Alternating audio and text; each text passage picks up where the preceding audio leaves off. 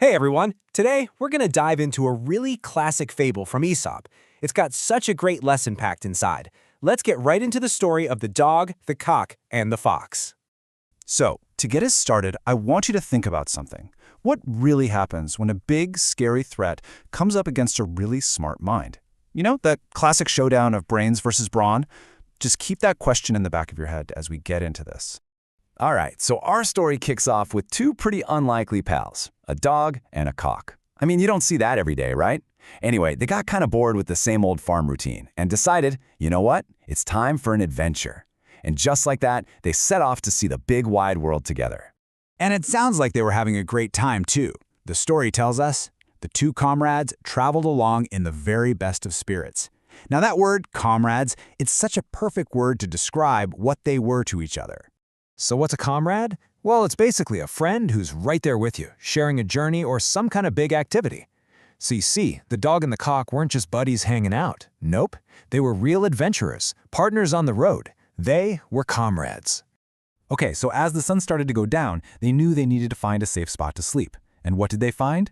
This big, old, hollow tree. It was perfect. The dog could curl up safely inside the hollow, and the cock flew up to a branch nice and high.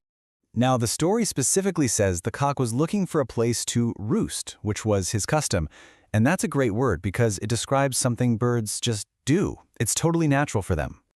Yep, to roost just means to settle down and sleep, usually up on a branch or some other high spot. So our cock was just doing his thing, finding that perfect safe branch to catch some sleep for the night. So, after a good night's rest, the sun starts to peek over the horizon. A brand new day is starting in the woods. But uh-oh, this new day is going to bring a little trouble, an unexpected challenge. You see, for just a second, the cock completely forgot he wasn't back on the farm. He did what he always does, stood up on his tiptoes, flapped his wings, and let out a huge crow. The story says he crowed lustily, and that word tells you everything you need to know about the sound he made. Lustily just means doing something with a ton of energy and power.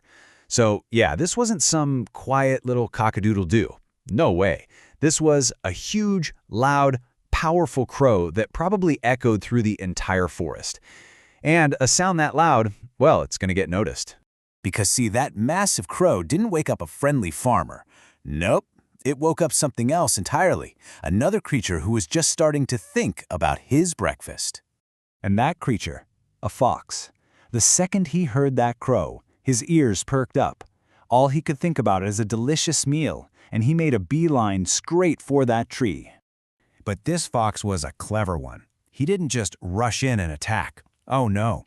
He decided to use words, really polite, flattering words. He's like, "Oh, welcome to our woods, sir. I just know we're going to be the best of friends." I mean, talk about a classic trickster move, right? But here's the thing. This cock wasn't born yesterday. He played right along. He replied, "Why, I feel highly flattered, kind sir." But, and this is the important part, the story says he replied slyly. And those two words right there, flattered and slyly, are key to what happens next. So on the one hand, he's acting flattered, all pleased by the compliments. But that word slyly, that's our big clue. It means he was being secretly cunning. He knew exactly what the fox was up to, and he decided, okay, two can play at this game. And the cock's plan was so simple, it was brilliant.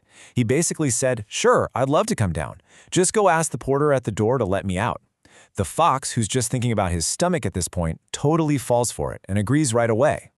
Now this word porter is the real genius of the plan. Today, we think of a porter as someone who carries your luggage, right?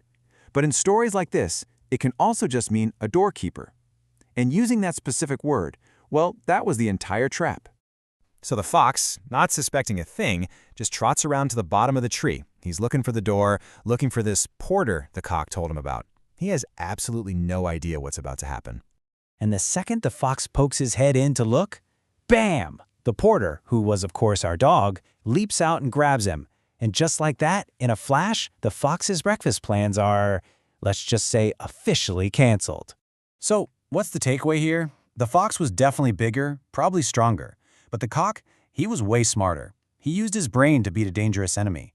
And that's really the moral of the whole story. Clever thinking can totally defeat a powerful enemy. Brains over brawn, every time.